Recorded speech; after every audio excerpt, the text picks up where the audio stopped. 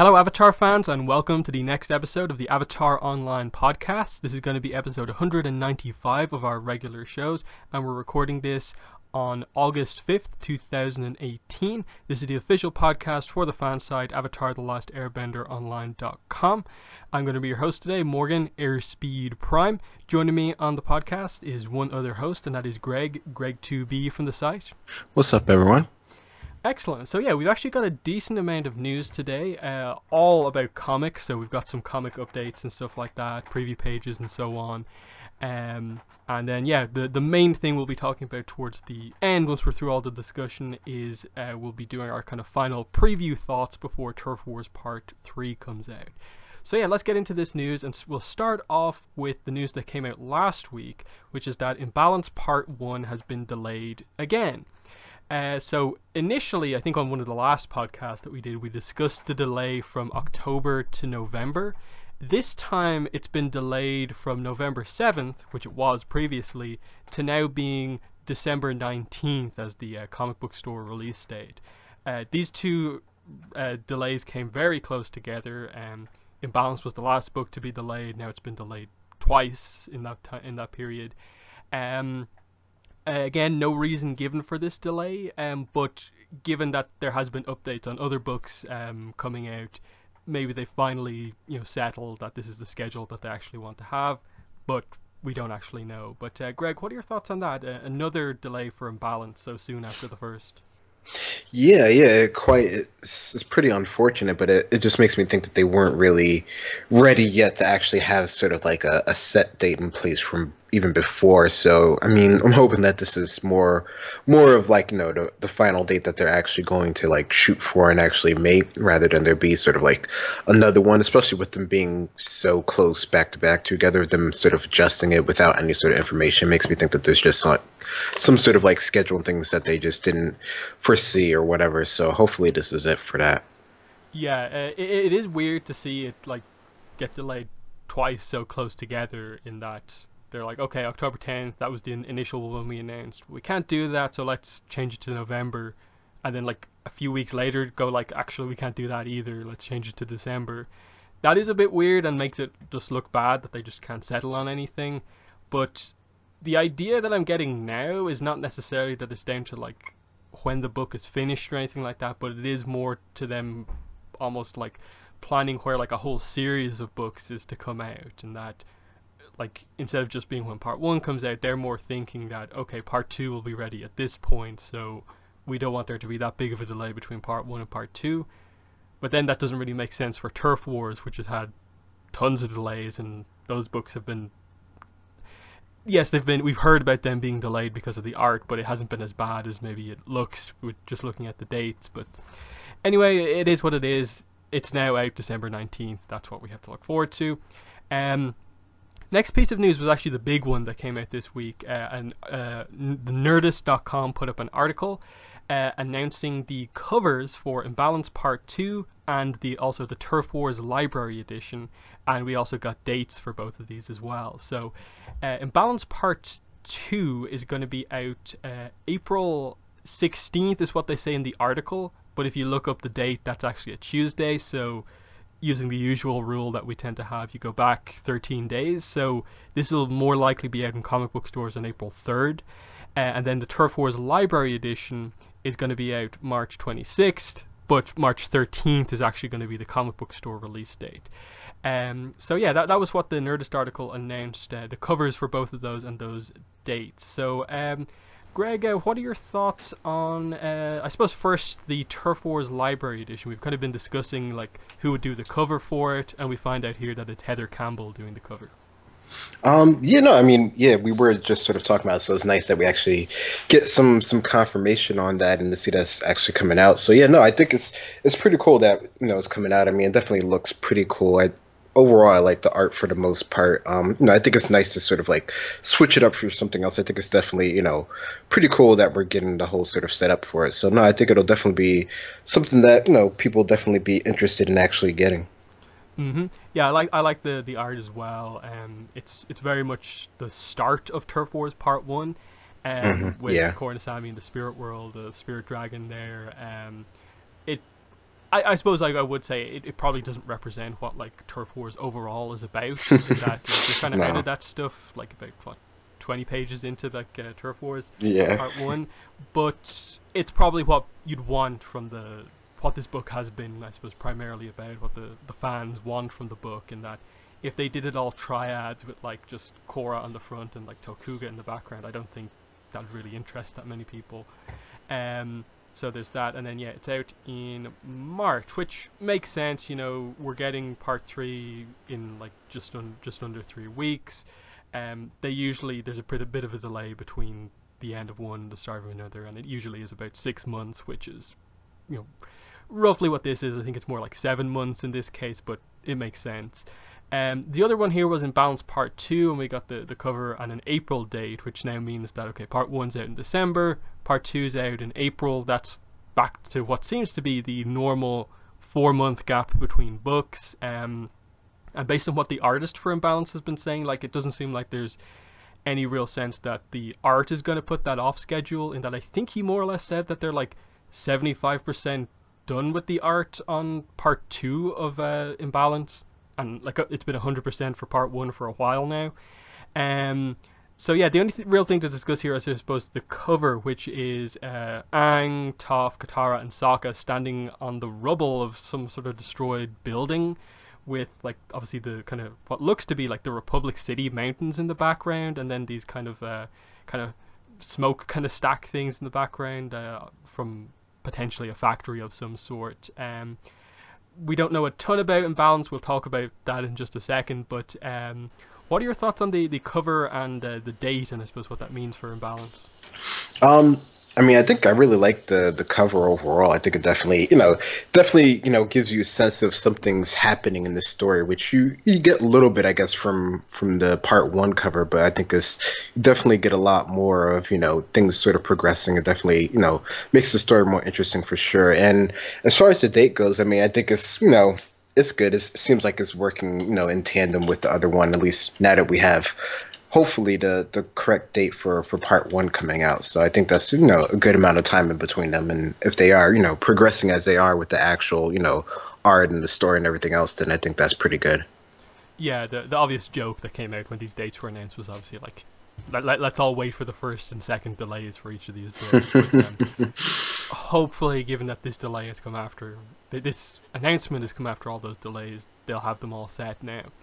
Um, So yeah, the other thing that actually came out just earlier on today was that Penguin Random House obviously updated with listings for these books, and on Imbalance Part 2 we got the product description that wasn't actually a part of the Nerdist reveal.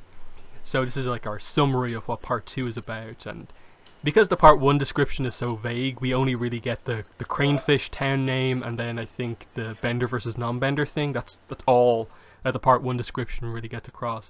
This Part 2 description is actually really interesting, so I'll just read it here. There's something fishy going on in Cranefish Town, and it's up to Aang, Katara, Sokka, and Toph to find out what. Before the simmering conflict between benders and non-benders boils over into an all-out war, but danger lurks where they least expect it, and uncovering the truth will reveal a threat unlike any they've ever faced, and a fateful choice for Aang that he can never unmake. So they're really bigging up the stakes in this part based on some of the last sentence there. I think it's a weird one in that we know so little about what the book is actually going to be about. Like, okay, Bender, non-Bender, we sort of have an idea of what to expect there. Go into this Cranefish Town, which I think is very close to where the factory from the Rift is. So we're going back to that kind of area, which is where roughly Republic City is going to be. But suddenly saying that like a threat unlike they've ever faced, that's kind of like, wait, so this is bigger than Spirit stuff, bigger than Ozai. They don't say bigger, but like it's different. So like, is this just like one way of saying like a weird kind of political sort of threat that they have to deal with that they haven't faced, or what? And then Aang making a fateful choice is another one that's big setup. So what do you take away from this description?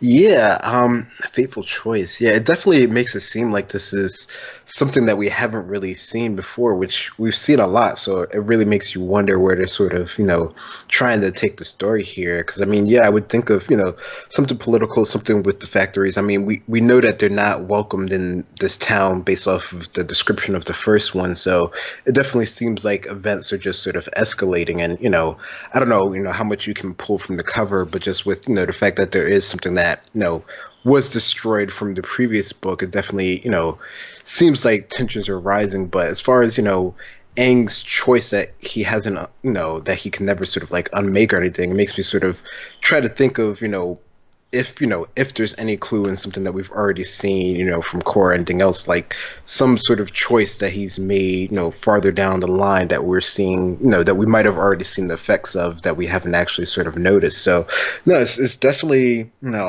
I mean, I think it's just sort of like vague enough to sort of keep your interest. But I mean, I guess it's, you don't really want to give away too much in these sort of descriptions. And I know in some of the past ones, we've gotten like the whole sort of like gist of the story from the description. When we get like, part two or part three, and part one isn't even already out. So I think in terms of that, it's probably pretty good that it is kind of vaguish like that. But no, it definitely makes me curious for sure. Yeah, and just setting it up that to be that kind of heavy potentially by the end of part two, just it kind of makes me think of like, okay, like we've had the characters make some big choices in the comics, like the promise was kind of all about that, and a description of saying like a fateful choice is definitely something you can apply to the promise. The rift, which is this is going to, I suppose, more link into than some of the other comics. Aang obviously made one of his kind of biggest choices, biggest decisions when he had to basically kill General Old Iron, which has probably been one of the most kind of crazy parts of the comics. Obviously, we got the reveal that spirits can't actually be killed, so he only like forced General Old Iron to change form, but still the idea that he was kind of forced to do that. This is a bit different in that like we know a little bit about Bender non-Bender conflict through Korra Book One, but we haven't really seen it as such in Avatar time period. So given that we're sort of getting towards Republic City and we're in the sort of region where that would sort of be a thing, are we getting into an era where we're going to have to be making decisions about like, yeah, this place has to be neutral, it's not part of any nation, or what? Uh, I'm not particularly sure what to make of this. And part of that is just because again we don't know a lot about imbalance, and then a lot of the plots that we kind of want to see in the comics probably more relate to Zuko, of like, are Zuko and May back together, what's Ki doing now that she's the firebender, Azula. That doesn't seem to be at all involved here, whereas like usually like if Zuko entered the story he'd probably be in the cover for this, but isn't right now. He could be in part 3 but probably not. So yeah, I'm not really sure what to make of this, but I hope it lives up to the hype, because those are kind of big words to kind of talk about for like, basic bender non-bender, but then talking about like danger lurking where they least expect it, uncovering a truth that will reveal a threat. That kind of makes me believe that like something spirit related is that, but I'm not really sure. But anyway, that's something to keep in mind. Next piece of news is that we'll move on to the Turf Wars Part 3 preview pages, which we got also from Penguin Random House. We only got 2 because their look inside gives you 7 pages, but it's including the cover and all the credits pages at the start. So the 2 pages that we get are the very first 2 pages of the book, but I don't think they reveal too much about the story. It's basically in the Creeping Crystal Triad's hideout. We see Jargala and some of the other Creeping Crystal members talking about things. The first bubble says that guess Raiko's days are numbered. Says here Julie Moon's running against him. They also note how they are aware that Tokuga has transformed now into some kind of a lizard creature. And then they hear rumbling outside, and then on page 2 we get that Tokuga is attacking the Creeping Crystal's headquarters with his like mech tanks and suits and stuff like that. I It could just be me, but like, are the suits super tiny to me in that image? The perspective definitely makes him seem smaller. I mean, it seems like they're the same size as he is, and Mm. I don't know. Yeah, like the one that's on the closest to him on the right doesn't seem like far enough back where you can kind of justify it by like saying he's actually a good bit further away. So yeah, the perspective is a bit weird here, unless these are meant to be sort of like new, more just like fitting kind of mech suits that don't have all the huge kind of crazy stuff to them. Um, but overall, what are your thoughts on these two preview pages? It fits the name of the book, but maybe not the plots that we're like super interested in. Yeah, yeah. I mean, I guess it's it's an exciting way to start it off. So in that regard, definitely sort of works, and you can see him following through with his his goals and stuff. So for that it works. I mean, it's only 2 pages, so there's not too much to sort of get from it, but you can definitely see that they're not wasting any time starting things off. So that's good. Yeah, I like how between books they seem to have just implied that okay, like Julie has actually announced her Hmm. candidacy publicly, which we were kind of wondering about after part two. Of like, wait, only like some people close to her sort of know about this. How is this going to be a proper thing? I still don't think it'll. There's a.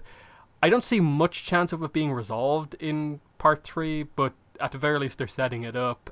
Beyond that, I think the only other interesting thing is with the art is that I think very clearly this character on the first page on panel 2 and 4 is meant to be modeled after Mike DiMartino.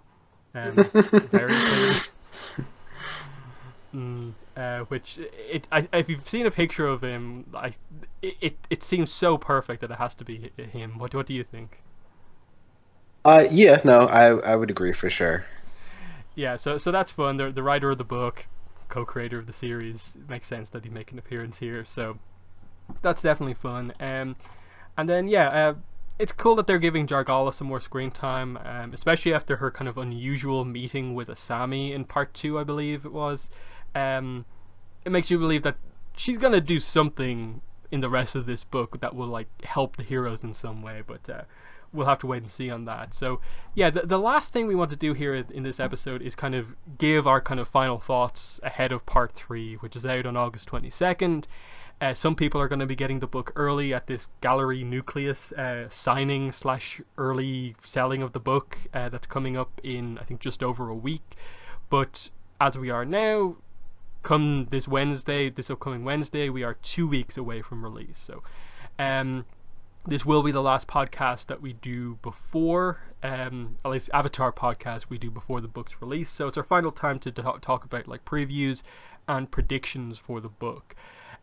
So yeah, the big setup is of course everyone is kind of heading for the spirit portal, or is at least heading towards the city, and it seems like we have stuff like the Airbenders are doing a march, which is going to be in or around the spirit portal. Tokuga's army is heading there.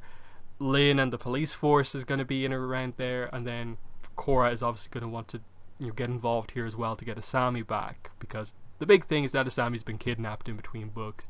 So, Greg, I suppose what is your excitement level for Turf Wars Part Three? Excitement level. I mean, it's pretty high overall. I mean, I'm definitely interested in seeing where it's going to go, just to know sort of like how it sort of ends, how they get Asami back, how they sort of deal with this obvious threat that they have here. So, it's definitely somewhat up there as far as just wanting to know how the story sort of ends. What's going to happen with the presidency. Like, I mean, there's certain things that I'm assuming just are going to be just because that's sort of like how the story is leading us to sort of believe. But I think it still should be interesting to see.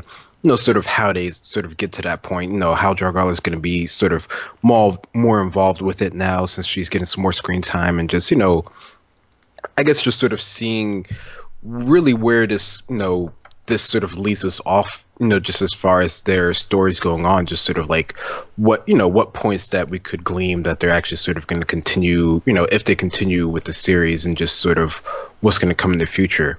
Hmm. Yeah, like for me, like I am excited, but I think a lot of my excitement comes from the fact that just like Turf Wars Part Two came out in January. It's been that long since we've had a proper book. We had the free comic, but it was probably one of the weaker free comics we've got. So we've kind of been starving for content, and so anything new is a bonus. It's it's definitely not the story I'm most excited for, and that I think after seeing this description for Imbalance Part 2, it's made me a lot more excited to see what Imbalance actually is. Team Avatar Tales is Yeah. obviously, you know, it's going to have a bunch of different stories, so that's exciting. This, like, I think it's all in Part 3 to sort of save the series because, especially after Part 2, it just was like, okay, here's the plot. Tokuga is an okay villain, but he's really not that interesting. They're playing completely off the gimmick that he is like part human, part spirit. But we don't know too much about the technical details of like how powerful that makes him. They kind of did some rough explanation that he has like a clearer mind and is slightly more intelligent because of it, and is probably slightly more resistant as well in terms of fighting. But are we just going to get to the end of part 3 and he's taken out, the triple threats are defeated, and that's the villain of the book? It was just a way to have a story while all the other stuff happened during some sort of a threat. Because I don't want. I kind of hope this doesn't turn into another Gilak situation where like they sort of set it up to be somewhat interesting, but then in the end he's just Yeah. kind of mad guy of the week and he's killed, or something like that happens. Um, that's where like just the lack of explanation on a lot of the spirit world stuff has been a bit weird in this book, in that there's been points where they brought it up that the human spirit relationship isn't particularly good and there's something that needs to be done with it. Will Tokuga and what he is now, bring that up? Will, however this conflict resolves, because some of it's going to probably happen right outside the portal or in the portal to a degree, and however it comes to an end is going to have to lead to something. I don't have too much faith that they're going to do it in the way I kind of want it to be done, and I think it will just kind of be this plot that just vaguely continues for a very long time, and we don't really progress all that much. That's my kind of biggest fear with the book, is that I'm not really invested in Tokuga after part 1 and part 2, and if he's just killed off in part kind of 3, he'll just be probably the most throwaway villain we've had in the comics, because at least Gilak's ideas from the start were good. Tokuga's are just like take over the world, take over the city with the triads, and that there was that weird point in part 2 where he kind of said like, we're not just going to do it like a normal triad, we're going to do this plan, but then it's kind of like, okay, that's a clever plan, but it's still just taking over the city like a triad. There's something inherently secret or special about what he did. So what are your thoughts on Tokuga himself as the villain? This is the guy who's like kidnapped Asami and stuff like that. How do you think they're going to go about actually like using him in the final part of Turf Wars? I mean, I don't know. I mean, he's definitely not going to be probably one that you'll remember for forever. I mean, I think his main ploy, as you've mentioned, is just the fact that he is half spirit. So, I mean, I'm sure they're going to use something to that effect. Maybe it'll have like some sort of like interesting battle there. Maybe. I mean, I don't even know. I can't really see it being sort of like such a huge sort of conflict of things unless something sort of happens where they just sort of set it up so that he seems like he's more of a threat in sort of the physical regard there, but it's definitely he's definitely more. I don't know, he seems more of like a mastermind sort of playing the situation now that he has all of this sort of like armament behind him. So it seems like it's just going to be sort of like almost like a group thing in order to sort of deal with him rather than maybe just one-on-one, which might be more interesting just because it's something sort of different, and that's and just a different way of just handling the story in general, which could be cool. Mm. And then I think what I'm hoping for in a way with by the end of this book is that there is some real progress made with regards to, I suppose, triads being sort of like a resolved plot point within the city, in a way that in a way, is there any coming back for like most of the triads after this? If this invasion by the new triple threats is taken out, they're more or less gone as a group, I assume, or they'll only be back to like the one or two guys we had before, like Viper, Two-Toed Ping, and they're not really much of a threat on their own. Maybe Jargala stays around with the creeping crystals, but it's nowhere near as bad as it kind of maybe has been or was in the past, back in like Yukon time and stuff like that.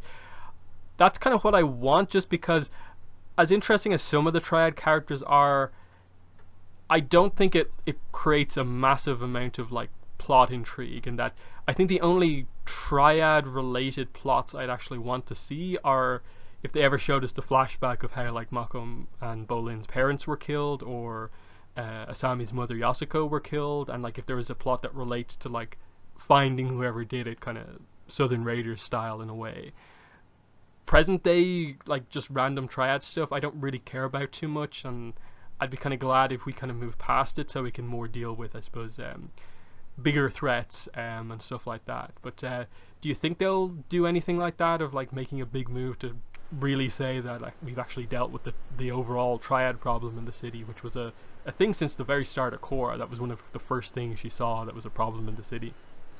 Yeah, I mean, we have seen it evolved a bit into a sort of current formation in this sort of comic series here. So, it is a bit different, but I mean, I guess it really depends on what they're trying to focus on. I mean, it definitely was an interesting and cool thing to have when the focus was more on the city, just because it's one of those things that's part of like the makeup of the city, and it also linked back to Yoko and previous stories. But as far as going forward, I mean, I don't know. I guess it really depends on how involved they are going to be in just, I guess, the dealings of Republic City, or I don't know. It's definitely interesting because I mean they seem to be putting a lot of focus on Jargala, so maybe there's something that can be said there. Maybe that specific triad goes the straight and narrow, so they're not sort of like on the odds against of everything, so they'll still be involved there, but maybe they'll take a different form.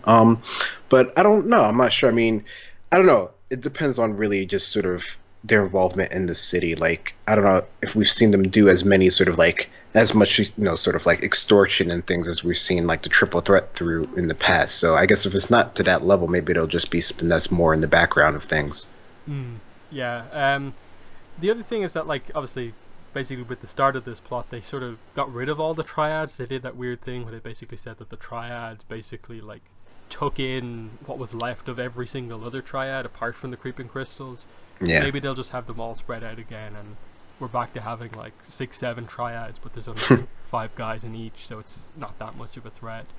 Um, the other plot that was mentioned in these preview pages is, of course, the presidential election plot. It's Raiko versus Zhu Li.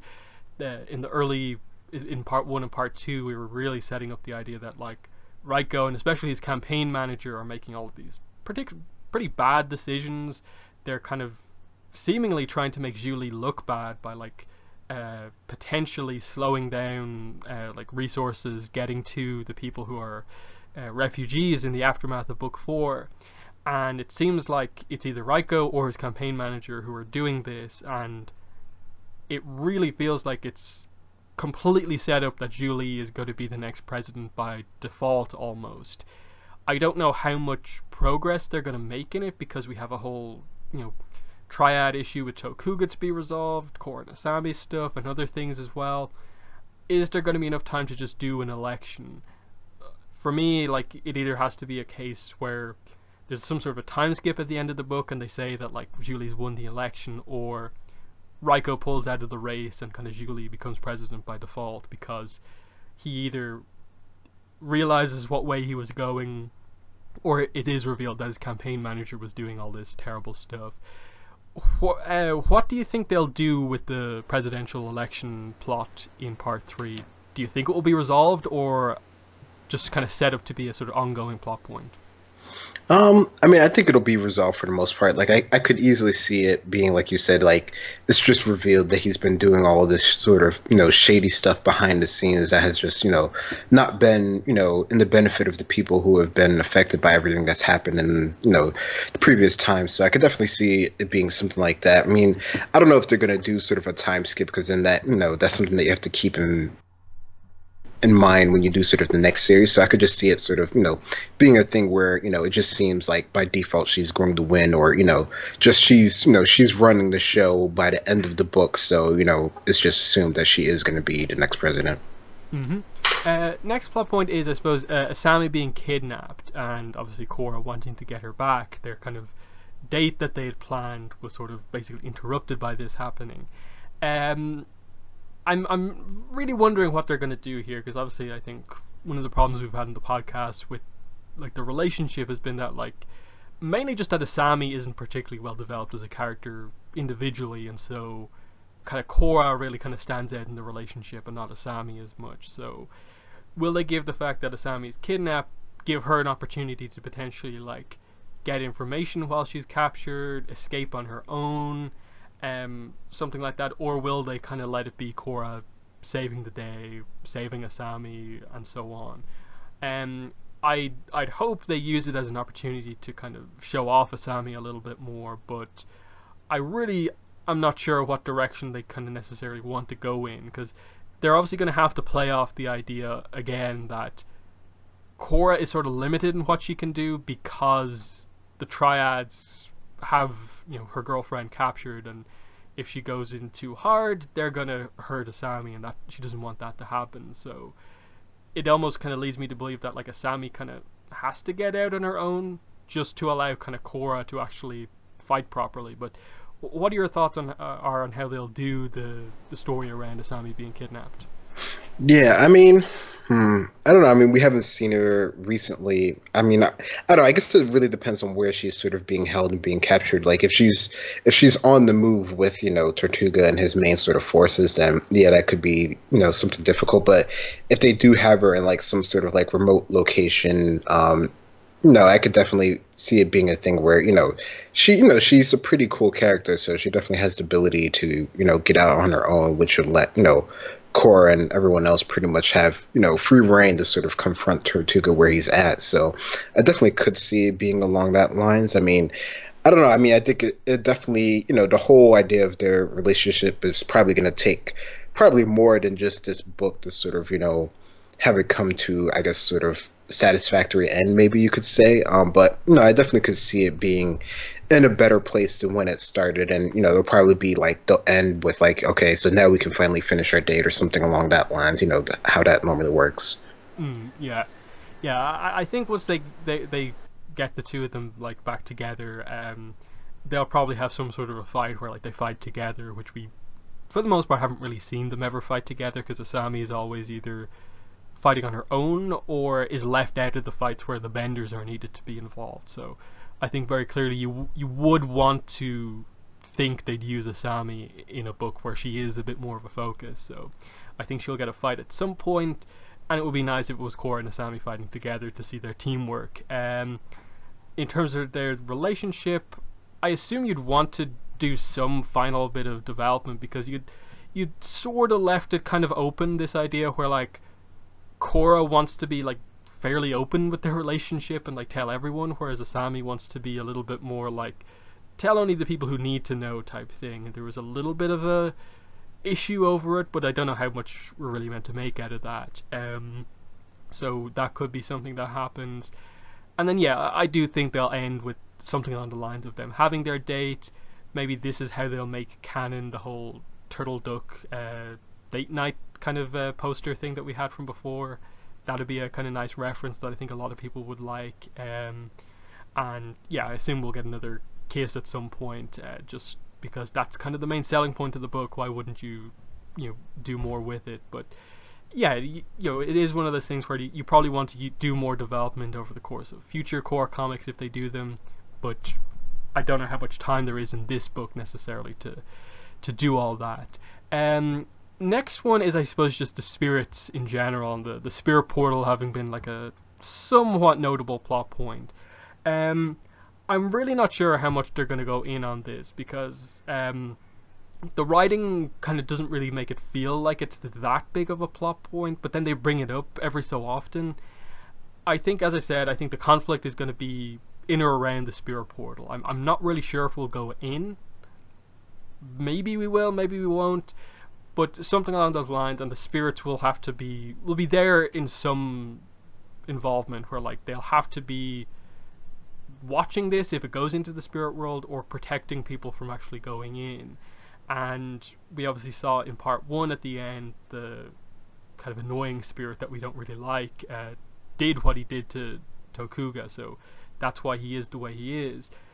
I'd actually like it if they kind of brought it up where they try and do their thing again, where they're like, we have no involvement in human issues, but then you can pretty effectively bring up the fact that like actually in a way like lizard dragon spirit thing, you kind of caused this because he only thought up this plan and had the power to do this because of what you did to him. So yeah, we've got a bit of a problem here.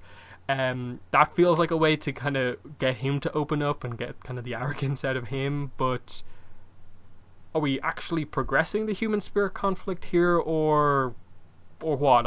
I'm still not overly sure about like by the end of this book, Korra's gonna say something about how she's going to like police the central spirit portal, but I don't know what she's gonna say about it. If it's like we need to let people in, we'll go with the amusement park idea, we'll not allow anyone in, or if we'll potentially go for some sort of an idea where it becomes more of a kind of like spiritual kind of park type area where like you know you let people in, but with the acknowledgement that it is meant to be a kind of respectful area or something like that.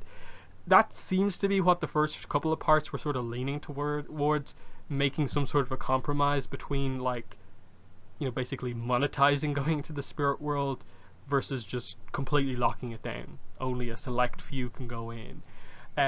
What are your thoughts on how they'll do the spirits and the spirit portal plot?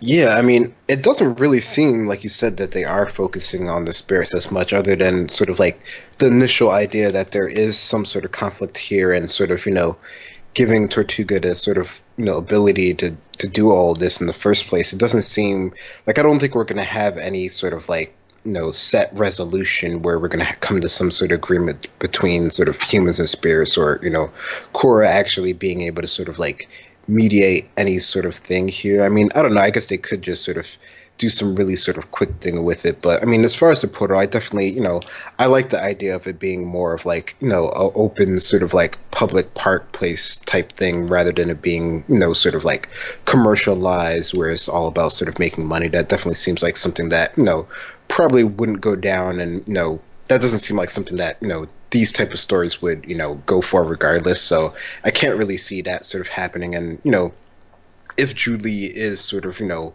the default sort of like president, I definitely could see her, sort of siding with the Avatar or the Airbenders as far as, maintaining sort of the peace of actually using the spirit world rather than sort of monetizing it or anything sort of like that. So definitely don't see that sort of happening there. But I think it's definitely something that's going to be sort of like ongoing. I don't think it's going to be completely sort of like solved, or we'll see, how this park, if they do choose to go that way, would actually be, or anything like that. I think the end of the story will really just be sort of the start of figuring that whole thing out, and hopefully they'll continue that on. Yeah. And then yeah, like now that I remember, like yeah, the whole spirit portal thing is an issue because of what Wan Yong Koom wanted to do, which was the amusement park idea. Then I'm trying to think like, oh yeah, like the whole park plot has been that Tokuga has taken over Wan Yong Koom's company as well. That's why he has so much kind of support. So does that mean that like Wan Yong Koom is now like a prisoner, which would lead me to believe that we'll probably get a scene between Asami and Wan Yong Koom at some point? Because it's already been set up that they know each other, and there was some sort of an issue between, I think was it mentioned specifically that it was Hiroshi and Wan Yong Koom, or just that Asami met him one time in the past and didn't like him? Yeah, no, I'm not sure. Either way, there's some history between like Asami's family at the very least and Wan Yong Koom. That could lead to something. Maybe if they show that flashback, show that, if she saves him in some way, that could be a way to kind of resolve things there, but who really knows. The other thing, I suppose one of the last things I have to bring up here is Mako, and the whole, he's kind of still awkward around Korra and Asami, and kind of had a bit of a odd reaction to finding out about their relationship, and that like he said he was cool with it, but it was like kind of a trailing off sentence, and you could tell that from the art that he was kind of like really kind of thinking about this, that he's kind of a bit shocked about it. So it feels like the sort of thing where like you can't just leave him kind of mull that over. There has to be a scene of Mako talking to Korra and Asami, and I hope they devote time towards the end of the book to just have them have a conversation about it. Those three characters involved, and just talk about this, reflect on their past together and all the different relationship kind of dynamics that there's been, because I always felt that it was kind of like a backtracking, making this decision with Mako after the way you left off book four with regards to like Mako and Korra's like friendship dynamic of like him kind of saying that like he'll follow her everywhere, like that, basically more or less establishing that they are like the closest of friends. That is their dynamic that is meant to be right now. So he should have no issue talking to Korra. I really don't know actually what to make of Korra, of Asami and Mako's relationship, just because in like book three and four they like barely spent any time together. So I'd maybe get it if there was some awkwardness with Asami, just because that relationship hasn't been covered all that much. But I think you have to have, I think, a notable scene where you talk about all of this, and I hope they do it well and don't just again try and kind of like blame all of it on Mako and kind of make him the sort of awkward or bad guy in the situation, and just kind of have everyone admit that it's an awkward situation on kind of all accounts, and that's not just Mako who's the weird one in all of this. But what do you think they're going to do with Mako and his kind of weird reaction to hearing about their relationship? Yeah, I mean, I hope they definitely, like you said, give him some sort of resolution, just even if it's like, a couple panels just to sort of have a conversation back and forth with at least just Korra, maybe not Asami at the same time, but, something to sort of, I guess, sort of figure out, or just to realize sort of him, back to being, awkward with them. So I don't know. I mean, it definitely seems like it's not something that's been like a focus. A lot of the, I guess, other than Korra and Asami, a lot of the more interpersonal relationships in these sort of like in this series doesn't, it doesn't seem like that's the focus at this point, which I think is, kind of a shame. But hopefully they have enough time if the whole resolution of dealing with Tortuga doesn't take the whole book. Yeah, and then Mako is still wearing the kind of arm brace thing at the end of part two, isn't he? I think he took it off temporarily, but I don't think Yeah, he did. Yeah. I think he did mention he was still injured in a way, but I took that as being like he's close to recovery. So hopefully by the end of Turf Wars that'll be gone. Just because it feels like a bit of a weird plot point to just have him be injured for like a long time.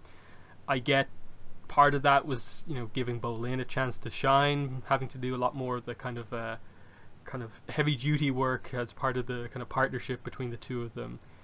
But like even that kind of at this point, like it doesn't really feel like it's the most notable thing for Bolin.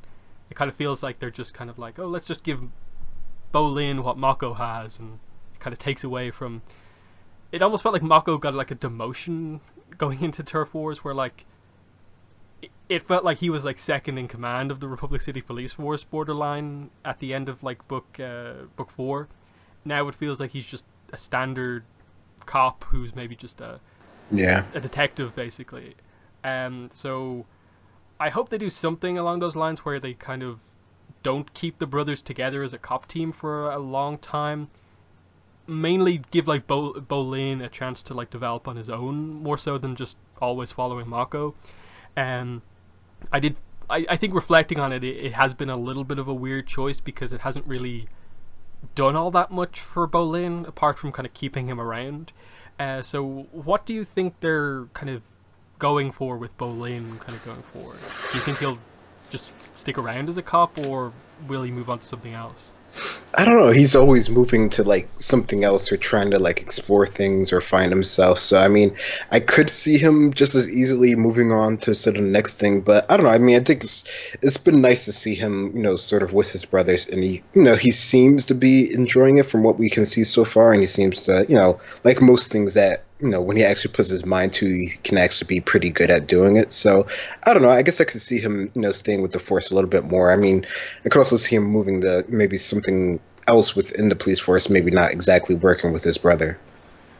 Yeah, I think the main thing is just for, like, Mako, I think they need to not have him just be the kind of, like more experienced cop of their duo, and kind of more, like, use him for what he's unique and good at, and not just have like, oh, here's a way for Bolin to kind of have a weird partnership dynamic. So, if that means Bolin gets like some other kind of police officer that he has to pair up with after this arc, that'd be fine, and Mako gets to do more of the higher up stuff in the police force. I think that would be better. Because again, the thing I always say with Bolin is that like he's basically like one of the most powerful benders in the series at this point. With the lava bending and just how overall skilled he is, it kind of seems like almost a little bit of a waste if he's just going to be like in doing these kind of cop things. But I get he's going to get a chance to use his skills, just not as maybe much as we think. So I hope they give him an arc and don't have him kind of go a little bit down the Sokka road in the Avatar comics, where like they haven't really had a ton for him to do as such. Again, with Avatar, we hope in balance. Maybe Sokka as the non-bender gets a chance to stand out a bit more. Bolin, maybe they settle on where they actually want to go with him. But is there anything else you want to bring up about Turf Wars Part 3? No. Yeah, I suppose, yeah, really after that it's just a matter of like when it ends, will we know? When will we know what's next for Korra Comics? At this point, I really don't think there's going to be a like preview kind of thing like coming next at the end of Part 3. It just, because nothing's been announced already, it's I think far too soon for that. But I would hope they announce it soon, because as much as like we've criticized the release schedule of Turf Wars, it has been a very, very popular series when the books have actually come out. And I think it would be a shame to just stop them, and I think it would be a shame to stop the momentum by not announcing something as soon as possible.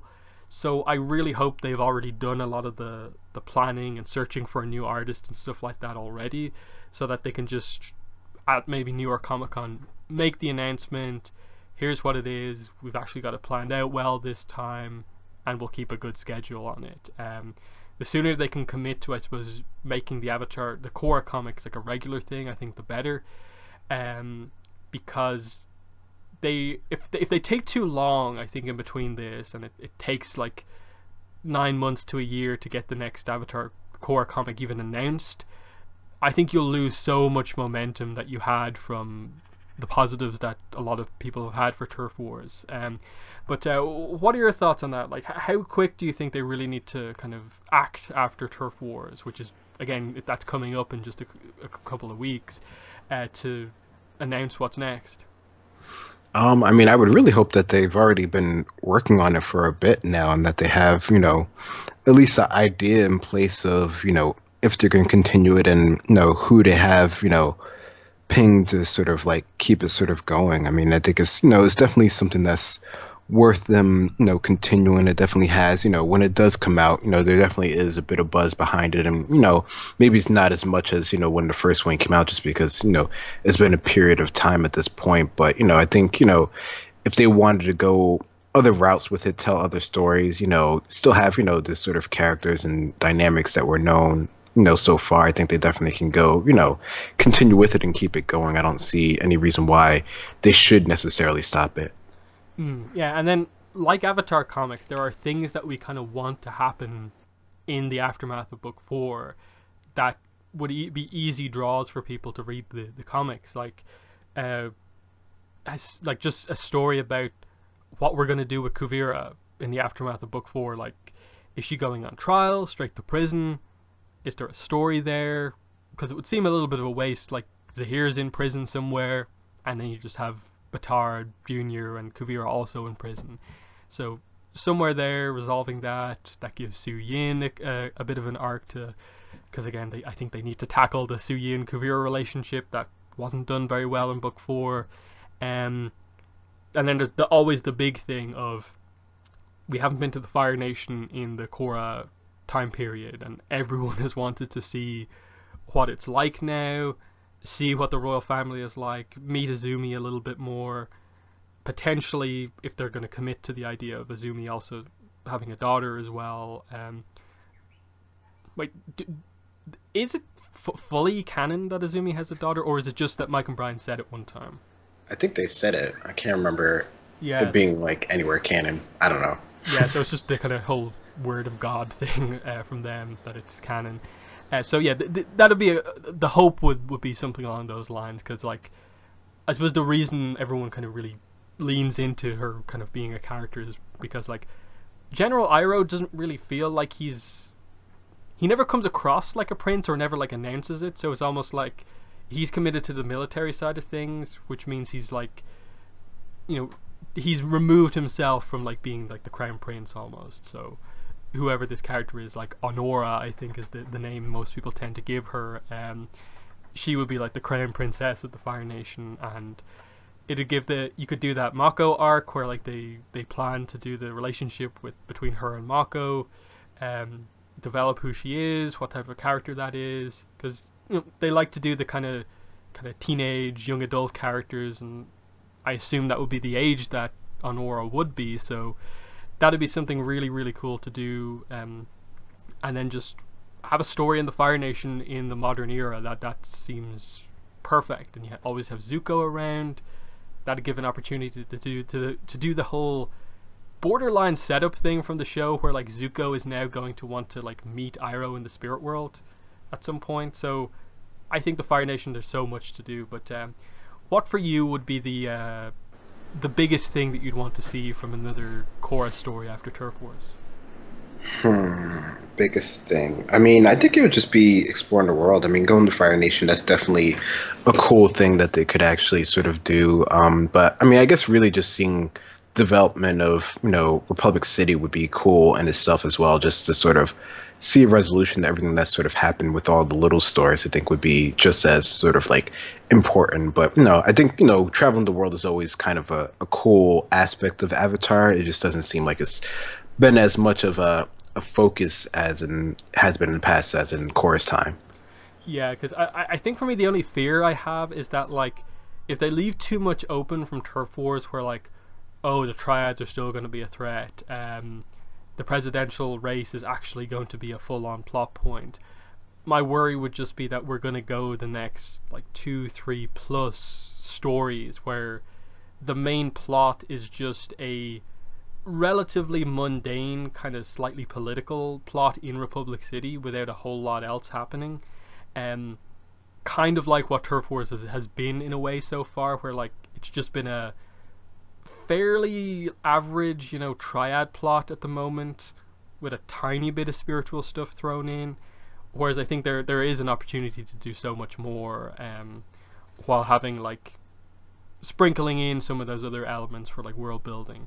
But that's just the idea of me wanting the bigger plot points sooner rather than later, I suppose. But yeah, we're not too far away from Turf Wars, and I suppose moving into the outro for this episode. Schedule for podcasts. The next one that is planned would be that the next podcast in 2 weeks would be the review show for Voltron Legendary Defender Season 7. And then the one after that would be the review for Turf Wars Part 3. Because obviously we're doing the podcast kind of every 2 weeks at the moment, and that means that obviously we have to do Voltron in 2 weeks' time. But it works out, I think, nicely. It gives us a bit more time to actually get the book if it's hard to find, especially with Voltron. Actually, it gives us time to watch a full season, 13 episodes as well. So we've got two pretty big shows coming up for the next two, so just be aware of that. But yeah, other than that, that has been the podcast. Thanks for listening, and bye. Bye bye.